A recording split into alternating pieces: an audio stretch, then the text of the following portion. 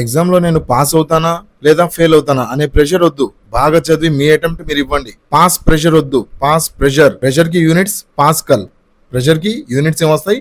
Pascal. గంటలు రోజులు తరబడి రివిజన్ల మీద రివిజన్లు చదివింది ఇక చాలు. మంచి మెమరీ టెక్నిక్స్ తో ఎన్సీఆర్టీ స్టాండర్డ్ టెక్స్ట్ బుక్స్ లో కన్నా మంచి కంటెంట్ తో ఈ వీడియో నేను మీకు అందజేస్తున్నాను. Let's dive into the video. Hello everyone, మన కోర్సులో భాగంగా ఈ రోజు మనం ఫిజిక్స్ స్టార్ట్ చేసుకోబోతున్నాము. యూనిట్స్ అండ్ మెజర్మెంట్స్ నుంచి స్టార్ట్ చేసుకున్నాము. చాలా ఇంపార్టెంట్ టాపిక్, ఇది బేస్ టాపిక్ అన్నట్టు. ఎందుకంటే మనకి ఫిజిక్స్ సంబంధించి ఏదైనా క్వశ్చన్ వేయాలి అనుకుంటే examiner first units and measurements నుంచి తీసుకోబోతున్నాడు. ఎందుకంటే మన ఈ ఫిజిక్స్ లో యూనిట్స్ అండ్ మెజర్మెంట్స్ ప్రతి మూలన మీరు ఏ టాపిక్ తీసుకున్నా సరే ఫ్యూచర్ లో యూనిట్స్ అండ్ మెజర్మెంట్స్ ఎలా అయితే ఆల్ఫాబెట్స్ ఎంత ఇంపార్టెంట్, యూనిట్స్ అండ్ మెజర్మెంట్స్ అనే టాపిక్ కూడా అంత ఇంపార్టెంట్. మినిమం ఒక మార్కు ఒక క్వశ్చన్ యూనిట్స్ అండ్ మెజర్మెంట్స్ లేకుండా మీ పేపర్ ఉండదు. So let start our video. Physics లో యూనిట్స్ అండ్ మెజర్మెంట్స్ స్టార్ట్ చేసుకునే ముందు మీ అందరికి తెలిసిందే, మన యాప్లో ఆల్రెడీ కోర్సెస్ అవైలబుల్గా ఉన్నాయి. అన్ని రైల్వే ఎగ్జామ్స్కి, రైల్వే గ్రూప్ డి కానీ, ఎన్టీపీసీ కానీ, సిజిఎల్ కానీ, సిహెచ్ఎస్ఎల్ కానీ, దాని తర్వాత యూపీఎస్సీ బ్యాంకింగ్ కానీ, లేదంటే ఏపీపీఎస్సీ కానీ, ఏ కోర్స్ అయినా సరే మన దగ్గర అవైలబుల్గా ఉంది. చాలా అద్భుతంగా మీకు ఎన్సీఆర్టీస్, స్టాండర్డ్ టెక్స్ట్ బుక్స్ ఇలాంటి వాటికన్నా బాగా డెప్త్గా మన దగ్గర కోర్సెస్లో కంటెంట్ అవైలబుల్గా ఉంటుంది. అండ్ మా డిస్క్రిప్షన్లో లింక్ ఉంది. ఈ వీడియోకి సంబంధించి మీకు ఫ్రీ పీడిఎఫ్ కావాలనుకుంటే టెలిగ్రామ్లో అవైలబుల్గా ఉంది. జాయిన్ అయ్యి మీరు ఫ్రీ పీడిఎఫ్ కూడా పొందొచ్చు. అయితే చూసుకుంటే మనకి ఈ రోజు టాపిక్ లో మనం ఏం డిస్కస్ చేసుకోబోతున్నాం అని చెప్పి చూసుకుంటే, physical quantity, fundamental quantity, derived quantities, వీటి మీదగా మనకు ఒక క్వశ్చన్ మినిమం వస్తుంది. ఈ మూడింటి మీదగా ఒక క్వశ్చన్ మినిమం వస్తుంది. అండ్ ఎస్ఐ యూనిట్స్ చాలా చాలా చాలా ఇంపార్టెంట్ టాపిక్, పాయింట్ సెగ్మెంట్ ఇది. ఎందుకంటే ఇందులో నుంచే ఈ క్వశ్చన్ ఈ ఎగ్జామినర్ పేపర్ టఫ్ చేయాలి అనుకుంటే ఫిజికల్ క్వాంటిటీస్ వైపు వెళ్తాడు, కొద్దిగా నార్మల్ లెవెల్లో ఇవ్వాలి అనుకుంటే ఎస్ఐ క్వాంటిటీస్ లోనే ఇచ్చేస్తాడు. రైట్, చూద్దాం ఒక్కొక్కటి చూద్దాము. సో ఫస్ట్ మనం ఫిజికల్ క్వాంటిటీ దగ్గర నుంచి మొదలు పెట్టుకుందాము. ఫిజికల్ క్వాంటిటీ అంటే ఏంటి? ఫిజికల్ క్వాంటిటీ అంటే ఏంటంటే ఏదైతే మనం మెజర్ చేయగలము అంటే ఎగ్జాంపుల్ చూసుకుంటే మనం ఈ హైదరాబాద్ నుంచి బెంగళూరుకి డిస్టెన్స్ కావాలి, లెంత్ ఎంత ఉందో తెలుసుకోవాలి. అదేంటిది? Physical quantity. అంటే మనం ఇక్కడ క్యాలిక్యులేట్ చేయగలుగుతున్నాము, డిస్టెన్స్ ని మనం కొలత వేయగలుగుతున్నాము. ఈ రోజు టెంపరేచర్ ఎంత ఉంది? 26 degrees ఉంది. మనం మెజర్ చేయగలుగుతున్నాము. ఇలా మనం ఏదైతే మెజర్ చేయగలుగమో వాటిని మనం ఏమంటామంటే ఫిజికల్ క్వాంటిటీ అంటాము. ఎగ్జాంపుల్ చూసుకుంటే మనం distance between Vijayawada and Telangana ఎంత ఉంది? ఒక 400 కిలోమీటర్లు ఉంటుంది. ఎస్, మెజర్ చేయగలుగుతున్నాము. లెంత్ అనేది ఫిజికల్ క్వాంటిటీ. అవును. దాని తర్వాత టైము ఎంత అయింది, కరెంటు ఎంత ఉంది అనేది ఇవన్నీ మనం మెజర్ చేయగలం. సో అవన్నీ ఏమంటాం అంటే మనం ఫిజికల్ క్వాంటిటీ రూపంలో వచ్చేస్తాయి. సో మనం మెజర్ చేయగలిగితే అది ఫిజికల్ క్వాంటిటీ. ఒకవేళ మెజర్ చేయలేకపోతే అది క్వాలిటేటివ్ టూల్ అవుతుంది, ఫిజికల్ క్వాలిటేటివ్ అవుతుంది. ఏంటి సార్ ఇది అంటే, ఎగ్జాంపుల్ చూసుకుంటే బాగా ఆనందంగా ఉన్నారు, మీరు హ్యాపీగా ఉన్నారు, మెజర్ చేయగలమా? మీరు ఎంత లవ్ చూపిస్తున్నారు మీ లవ్డ్ వన్స్ కి, మెజర్ చేయగలమా? చేయలేము. ఎంత కోపం ఉంది మీలో, చాలా ఎక్కువ కోపం ఉందని అంటారు. కాకపోతే ఎంత 1 degree కోపం ఉందా, లేదంటే 1 kilometer కోపం ఉందా? మెజర్ చేయలేం కదా కోపాన్ని. ఇలా ఫీలింగ్స్ ని కానీ, సాడ్ ని కానీ, హ్యాపీని కానీ ఏదైతే మనం మెజర్ చేయలేమో వాటిని క్వాలిటేటివ్ అంటారు. రైట్. సో ఫిజికల్ క్వాంటిటీస్ అవి. నెక్స్ట్ చూసుకుంటే మనకి ఫండమెంటల్ అండ్ డిరైవ్డ్ క్వాంటిటీస్ ఏంటి అని చూసుకుంటే, ఏంటి ఫండమెంటల్ అంటే ఏంటి, డిరైవ్డ్ అంటే ఏంటి, ప్రతి ఒక్కటి నేను మీకు చాలా బేసిక్ లెవెల్లో అందరికీ అర్థమయ్యేలాగా నీట్గా చెప్తాను. ప్రశాంతంగా మీరు వినడానికి ట్రై చేయండి. చూసుకుంటే ఫస్ట్ మీరు చూసుకుంటే ఆల్ఫాబెట్స్ మీ అందరికీ తెలిసిందే. ABCDEF ఏవైతే 26 ఆల్ఫాబెట్స్ ఉన్నాయో అవన్నీ ఏమంటాం మనం? ఫస్ట్ అవి బేస్ కదా. అవి మీరు ఏం చదువుకోవాలన్నా ఫస్ట్ బేసిక్ అవే ఫండమెంటల్ లేదా బేస్ అంటాము. అలానే మీరు చూసుకుంటే యాపిల్ ఉంది, APPLE యాపిల్ ఉంది, ఫిజిక్స్ ఉంది, SKY అకాడమీ, స్కై అకాడమీ ఉంది. ఇవన్నీ ఏంటయ్యా అంటే ఈ ఆల్ఫాబెట్స్ ఏవైతే ఉన్నాయో ఈ ఆల్ఫాబెట్స్ నుంచి డిరైవ్ చేసిన వర్డ్స్ ఇవన్నీ.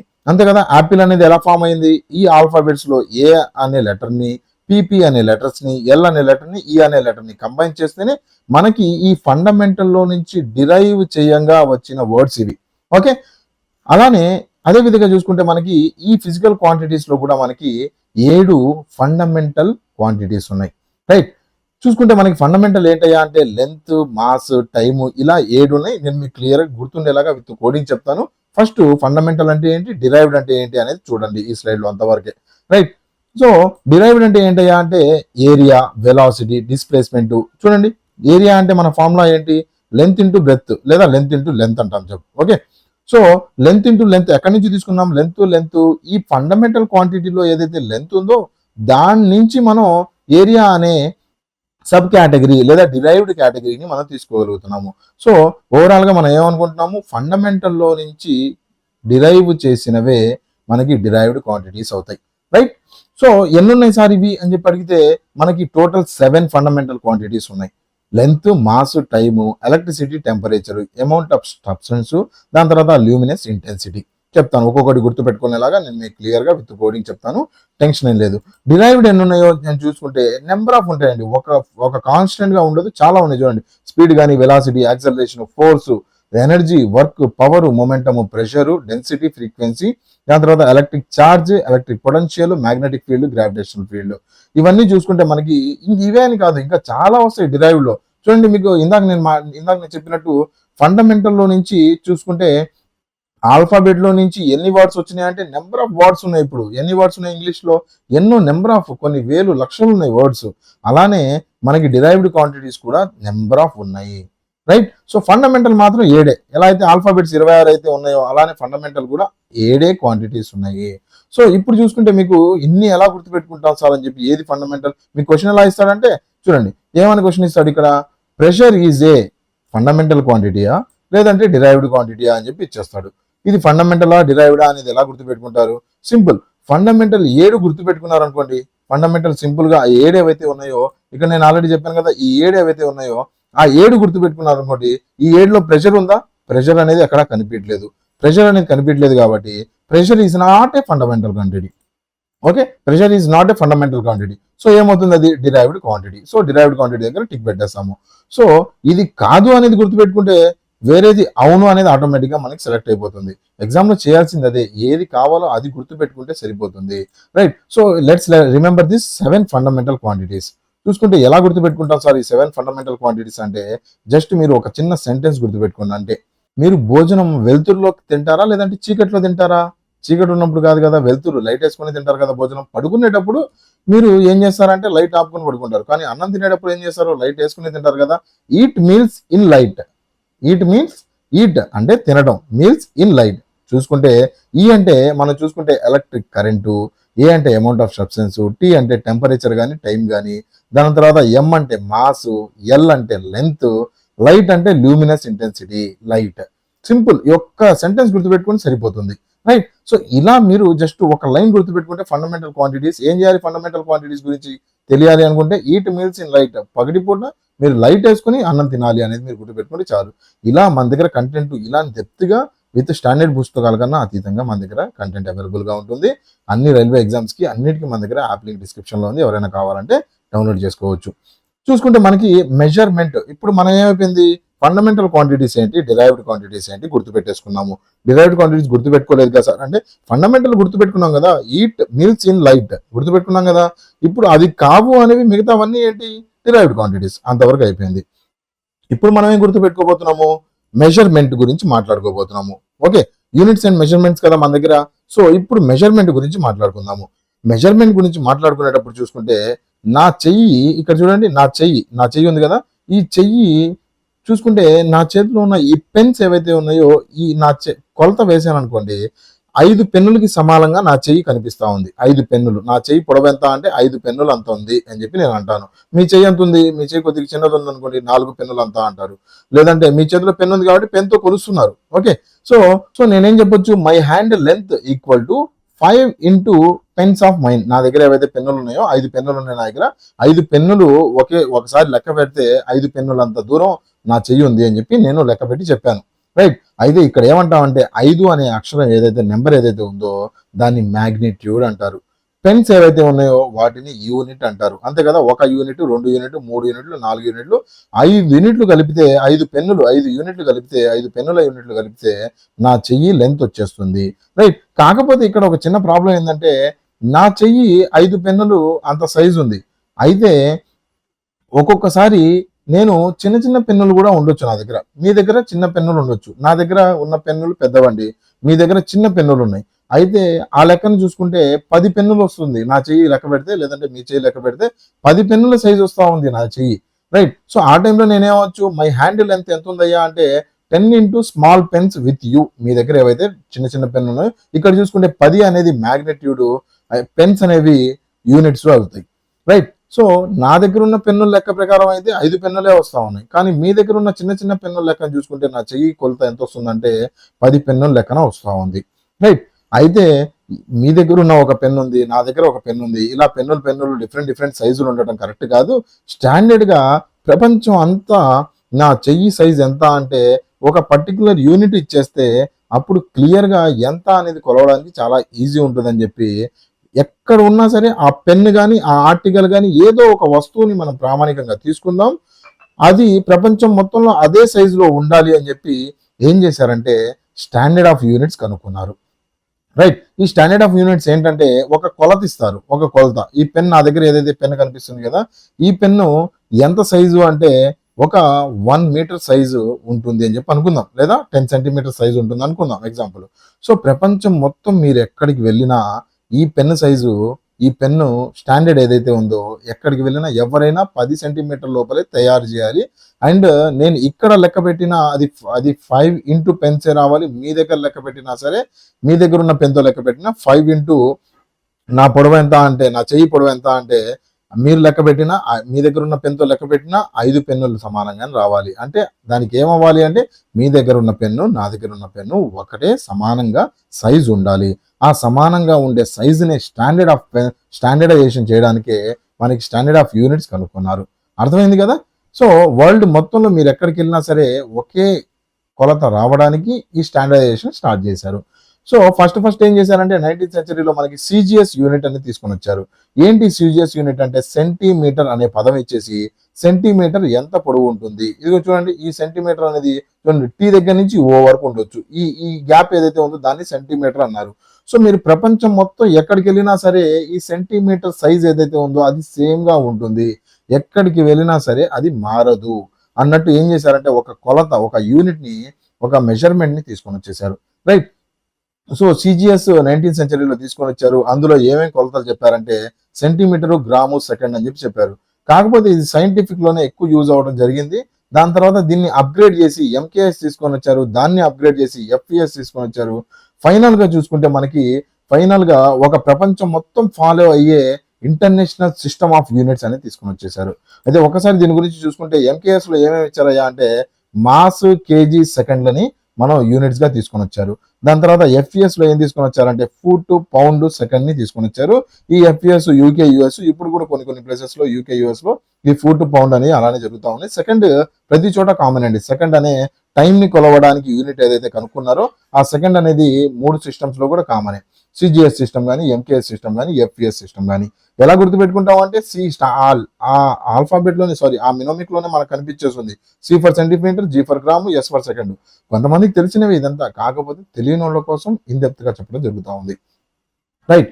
సో మనకి ఫైనల్ గా ఏం తీసుకొని వచ్చారంటే కాలక్రమేణా సిజిఎస్, ఎంకేఎస్, ఎఫ్పిఎస్ నుంచి మనకి ఫైనల్ గా SI units, international system of units, SI units ని తీసుకొని వచ్చేసారు.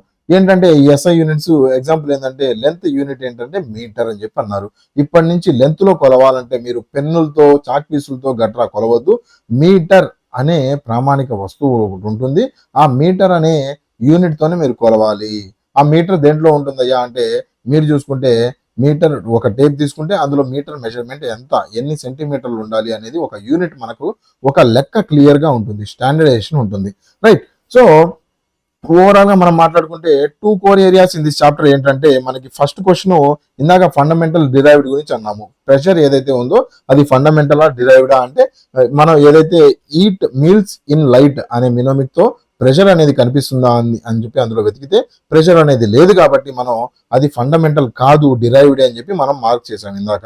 రైట్. ఇప్పుడు చూసుకుంటే మనకి ఈ ఫండమెంటల్ కి సంబంధించి క్వశ్చన్ అక్కడి నుంచి రావచ్చు, లేదంటే ఈ యూనిట్ నుంచి రావచ్చు. లెంత్ కి యూనిట్ ఏంటి, మీటరు. రైట్.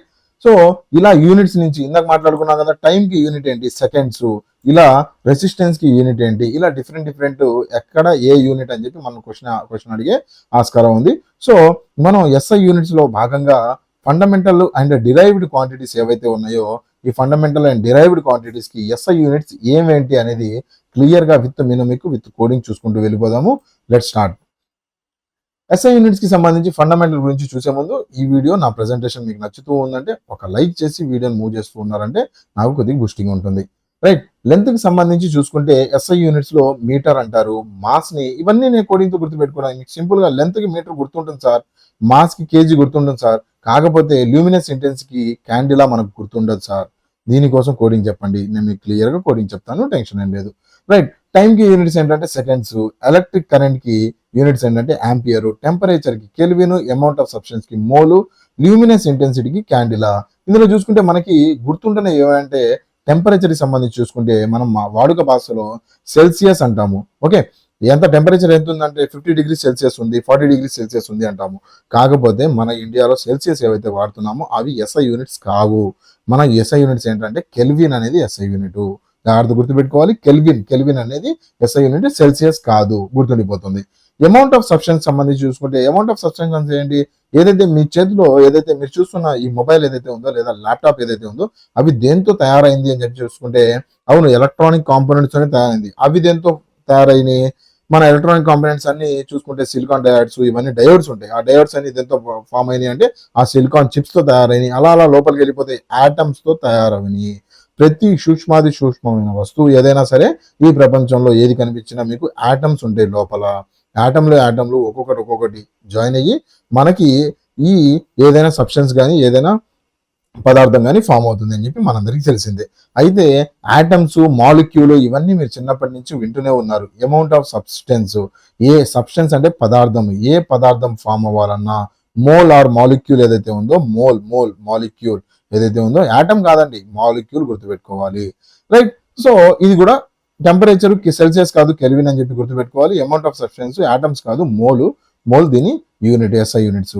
ల్యూమినస్ ఇంటెన్సిటీ కొద్దిగా గుర్తుండదు, ఎలా గుర్తుపెట్టుకోవాలి అంటే ల్యూమినస్ కి సంబంధించి చూసుకుంటే ల్యూమినస్ అంటే ఏంటంటే, ల్యూమినస్ అంటే ఏంటి, ఏదైతే లైట్ ఉందో ల్యూమినస్ లైట్ ఏదైతే ఉందో ఆ లైట్ కి సంబంధించిన మన యూనిట్, ఇది మన ఫండమెంటల్ క్వాంటిటీ. దీన్ని ఎలా గుర్తుపెట్టుకుంటాం అంటే, ఒక క్యాండిల్ ని గుర్తుపెట్టుకున్నాం అంటే లైట్, క్యాండిల్ నుంచి లైట్ వచ్చేది. సో క్యాండిల్ ని గుర్తుపెట్టుకుంటే క్యాండిలా అనేది లైట్ నుంచి మనకు గుర్తుండిపోతుంది. రైట్. క్యాండిలా, ల్యూమినస్ లైట్ క్యాండిల్ గుర్తుండిపోతుంది. నెక్స్ట్ చూసుకుంటే ఎస్ఐ యూనిట్స్ కి సంబంధించి ఫండమెంటల్ చూసుకున్నాము, ఏవైతే ఫండమెంటల్ ఉన్నాయో వాటిని గుర్తుపెట్టుకున్నాము. ఇప్పుడు మనం ఏం చూసుకుంటాం, డిరైవ్డ్ క్వాంటిటీస్ గురించి చూసుకోబోతున్నాము. ఈ డిరైవ్డ్ క్వాంటిటీస్ గురించి చూసుకుంటే ఫస్ట్ మనం చూసుకుంటే వర్క్ ఏదైతే ఉందో, ఏదైతే మన పని ఏదైతే చూస్తున్నామో దానికి ఫండమెంటల్ మనకి డిరైవ్డ్ క్వాంటిటీకి ఎస్ఐ యూనిట్స్ ఏంటి సార్ అని చెప్పి అడిగితే జౌల్. ఏదైతే వర్క్ కి ఏంటి ఎస్ఐ యూనిట్ జౌల్ అవుతుంది. ఎలా గుర్తుపెట్టుకుంటాం, జూలైలా ఉండకుండా మీరు ఏదైనా పని చేసుకుంటూ ఉన్నారనుకోండి, ఏదో ఒక పని చేసుకుంటూ బ్రతికారనుకోండి, మంచిగా లైఫ్ లీడ్ చేసుకుంటా వెళ్తారు. రైట్. ఏదో ఒక వర్క్ చేసుకోవాలి, జూలైలా ఉండకూడదు. జౌల్ వర్క్ చేసుకుంటే జూలైలా ఉండకుండా వర్క్ చేసుకుంటూ వెళ్ళాలి అని చెప్పి గుర్తుపెట్టుకోవాలి. ఓకే.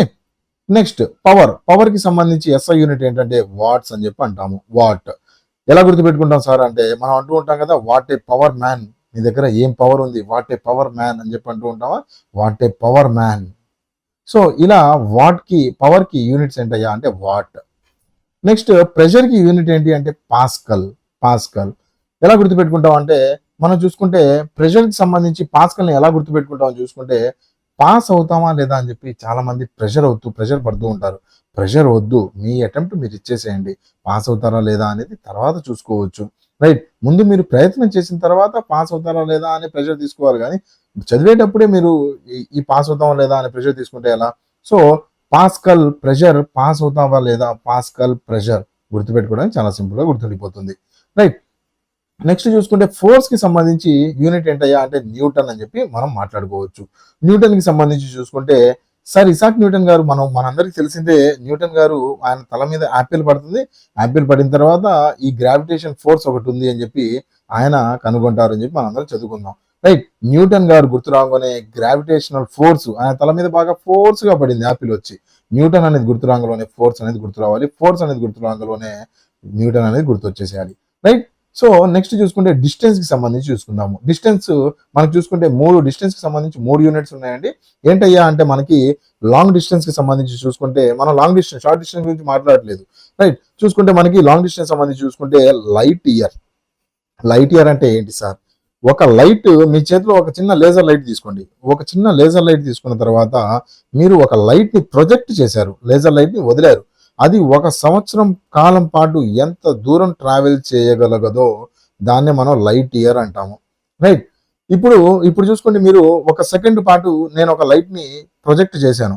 ప్రొజెక్ట్ చేసిన తర్వాత అది ఒక 3,00,000 కిలోమీటర్లు వెళ్ళింది అని చెప్పి అనుకుందాము. ఓకే, లేదా ఒక 10 కిలోమీటర్లు వెళ్ళింది. సింపుల్గా తీసుకుంటే ఒక సంవత్సరం పాటు వాక్యూమ్లో మనం లైట్ని పాస్ చేయగలిగితే అది ఎంత దూరం వెళ్తుందో దాన్ని లైట్ ఇయర్ అంటాము. Okay, light year is the distance, is the unit for distance. Right. మనం టైంకి డిస్టెన్స్ కాదు, ఇయర్ అనగానే అది టైంకి యూనిట్ ఏమో అని చెప్పి అనుకోకండి. లైట్ ఇయర్ అనేది డిస్టెన్స్కి యూనిట్, గుర్తుపెట్టుకోవాలి. నెక్స్ట్ ఆస్ట్రోనామికల్ యూనిట్ అనేది ఏంటంటే అది కూడా ఒక డిస్టెన్స్కి సంబంధించిన యూనిటే. మన సన్కి ఎర్త్కి మధ్యలో ఎంత డిస్టెన్స్ ఉందో దాన్ని ఒక ఆస్ట్రోనామికల్ యూనిట్ అంటాము. రైట్, అది కూడా ఒక డిస్టెన్స్ యూనిటే. నెక్స్ట్ మళ్ళీ చూసుకుంటే మనకి పార్సెక్. పాస్కల్ కాదండి, పాస్కల్ అనేది ఇందాక ప్రెషర్ గురించి మాట్లాడుకున్నప్పుడు పాస్ అవుతావా లేదా ప్రెషర్ గురించి అది. ఇది పార్సెక్ అంటే ఏంటంటే ఇది లాంగెస్ట్ డిస్టెన్స్ కి సంబంధించి యూనిట్ అండి. అయితే ఏంటంటే ఒక పార్సెక్ ఏంటంటే 3.26 లైట్ ఇయర్స్ ని కలిపితే ఒక పార్సెక్ అంటాము. రైట్. సో ఇలా నెక్స్ట్ చూసుకుంటే మనకి ఎస్ఐ యూనిట్స్ కి సంబంధించి డిరైవ్డ్ క్వాంటిటీస్ లో ఇంకొన్ని చూసుకోవడానికి ట్రై చేద్దాము. ఫ్రీక్వెన్సీకి సంబంధించి హెర్జ్ అంటాము. ఫ్రీక్వెన్సీకి యూనిట్ ఏంటయ్యా అంటే హెర్జ్. ఎలా గుర్తుపెట్టుకుంటాం అంటే మనం ఫ్రీక్వెన్సీలో ఫస్ట్ 3 అక్షరాలు చూసుకుంటే ఫ్రీ అనేది ఉంటుంది. ఫ్రీక్వెన్సీలో ఫ్రీ. హెర్జ్ లో ఫస్ట్ 3 లెటర్స్ చూసుకుంటే హర్ అని ఉంటుంది. ఫ్రీ హర్ ఆవిడ్ని లేదా మీ ఇంట్లో ఉన్న ఆడవాళ్ళని కొద్దిగా ఫ్రీగా వదలాలి. కిచెన్లోనే వాళ్ళని వంటింటి అప్పటి నుంచో మనం మాట్లాడుకుంటూ ఉంటాము, వంటింట్లోనే వాళ్ళని బంధించేస్తారు అని చెప్పి. అలా బంధించకుండా వాళ్ళని కొద్దిగా ఫ్రీగా వదలాలి అనేది గుర్తుపెట్టుకుంటే ఫ్రీక్వెన్సీ హెర్జ్ అనేది గుర్తొచ్చేస్తుంది. నెక్స్ట్ ఎలక్ట్రిక్ కరెంట్కి మనకు అందరికి తెలిసిందే ఆంపియర్స్.